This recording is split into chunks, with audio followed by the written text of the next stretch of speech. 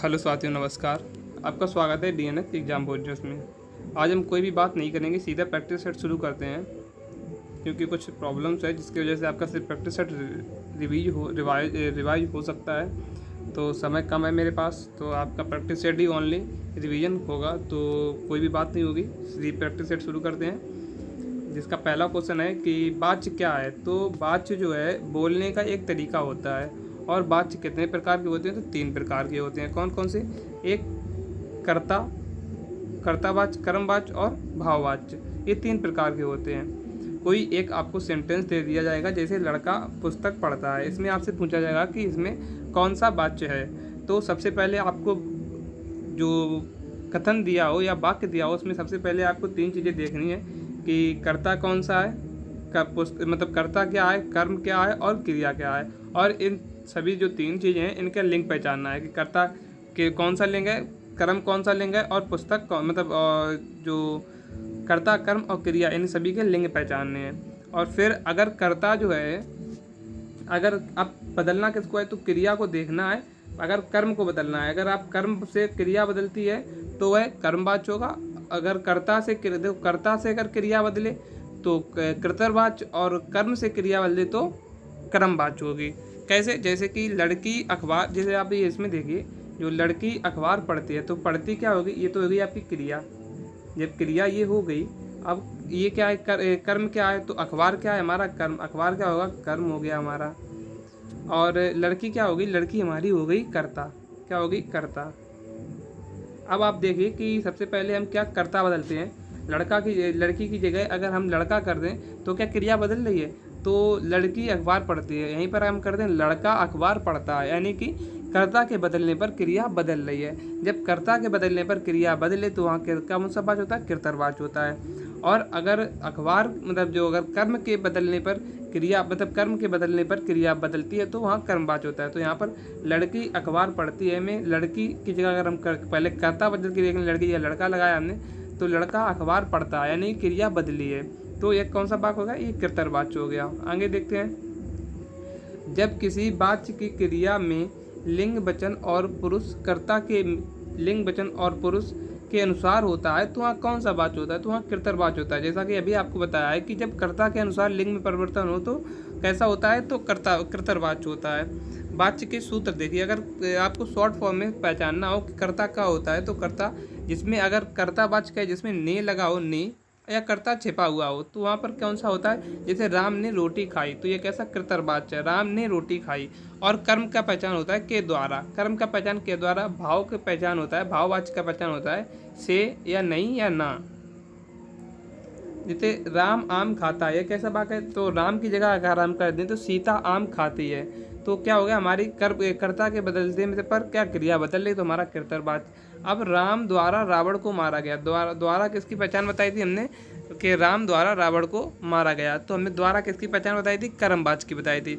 अगर राम के जगह अगर हम लिख दें कि सीता के द्वारा रावण मारा गया, तो भी सीता के द्वारा रावण मारा गया, तो यहाँ पर हमारी जब हम कर्ता बदल रहे हैं तो हमारी क्या क्रिया बदल रही है, नहीं बदल रही है। अगर हम क्रिया को, अगर क्रिया की जगह अगर हम जो कर्म है, कर्म की जगह अगर रावण की जो कर्म है, अगर कर्म की जगह अगर हम किसी और को रख दें, अगर हम किसी है अगर कर्ता की जगह जो ये कर्म पुल्लिंग है, पुल्लिंग की जगह हम स्त्रीलिंग कर दें में, तो राम के द्वारा रावण की जगह हम बिल्ली कर दें, तो क्या हमारी क्रिया बदल रही है, तो राम के द्वारा बिल्ली मारी गई, तो यानी कि हमारी कर्म के अनुसार बदल रही, तो वहाँ पर कौन सा कर्मवाच्य हो गया।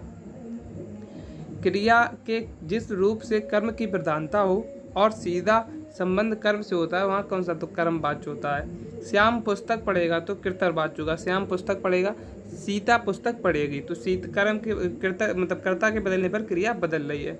अकर्मक धातुओं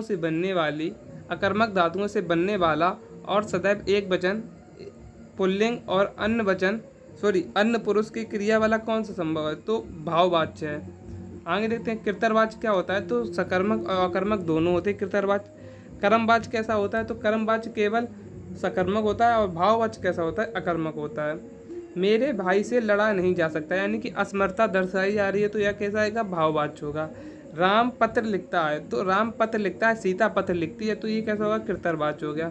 सामान्यतः कर्ता क्रिया आदि के सार्थक शब्द समूह को क्या कहते हैं? तो वाक्य कहते हैं। क्या कहते हैं? सार्थक समूह को हम वाक्य कहते हैं। रचना के आधार पर जो रचना होती है, रचना के आधार पर वाक्य के भेद कितने होते हैं? तो 3 भेद होते हैं, सरल, संयुक्त और मिश्र होते हैं। अर्थ के आधार पर कितने होते हैं? तो अर्थ के आधार पर 8 भेद होते हैं, विधिवाचक, निषेधवाचक, आज्ञावाचक, प्रश्नवाचक, विस्मयवाचक, संदेहवाचक, इच्छावाचक और संकेतवाचक। ये 8 प्रकार होते हैं। गीता ने कहानी लिखकर पुरस्कार प्राप्त किया। तो ये कैसा वाक्य है? तो ये एक सरल वाक्य है। कैसा है? सरल वाक्य। संयुक्त वाक्य की पहचान क्या है? संयुक्त वाक्य में बीच में और, फिर भी, नहीं तो, अथवा, परंतु ये शब्द का प्रयोग होता है। तो ये कहता है संयुक्त वाक्य होता है। मिश्र वाक्य में क्या होता है? क्योंकि जितना, उतना, तब, जैसा, अब, ये कैसे मिश्र वाक्य। और मिश्र वाक्य जो होता है इसमें एक प्रधान वाक्य होता है और दूसरा उपवाक्य होता है। जो उपवाक्य होता है वो प्रधान वाक्य पर आश्रित होता है। आगे देखते हैं, वर्षा होते ही मोर नाचने लगे। तो ये कैसा? सरल वाक्य है। प्रातः सूर्य उदित हुआ और पक्षी चहचहाने लगे। और अभी हमने किसका बताया था? जहाँ 2 अलग अलग वाक्य हों तो वहाँ कैसा? तो संयुक्त वाक्य होता है। जल्दी तैयार हो जाओ नहीं तो बस चली जाएगी। तो जल्दी तैयार हो जाओ अलग वाक्य है और बस चली जाएगी ये अलग वाक्य है। तुम पढ़ोगे ना वह पढ़ेगा, यानी कि तुम पढ़ोगे ना वह पढ़ेगा। जब तुम नहीं पढ़ोगे तो एक अलग अलग वाक्य है, तो ये कैसा हो गया? संयुक्त वाक्य हो गया। श्याम लाल जो गांधी की गली में रहता है वह मेरा मित्र है। तो श्याम लाल जो गांधी की गली में रहता है वह मेरा मित्र है। तो श्याम लाल के रहने पर आश्रित हो गया ना, वह मेरा मित्र है। तो ये कैसा? मिश्र वाक्य है। जिसका मुझे भय था वही हुआ। तो जिसका मुझे भय था ये मेरा प्रधान वाक्य का, वही हुआ। तो यही इस पे आश्रित ही तो वाक्य है, वही हुआ। क्या हुआ? जिस पे मुझे भय था। तो ये कैसा हो गया? मिश्र वाक्य। अब आगे देखते हैं, अर्थ के आधार पर बच्चे खेल रहे हैं। ये अर्थ के आधार पर कैसा है? तो विधानवाचक, जिसे हम साधारण वाक्य भी कह सकते हैं। यहाँ प्रदर्शित वस्तुओं को छूना मना, यानी कि मना, यानी कि कैसा? नकारात्मक प्रभाव डाल रहा है तो निषेधात्मक वाक्य होगा हमारा। जो सेवा करे सो मेवा पाए, यानी कि हम एक संकेत दे रहे हैं, जो सेवा करेगा उसी को मेवा मिलेगी।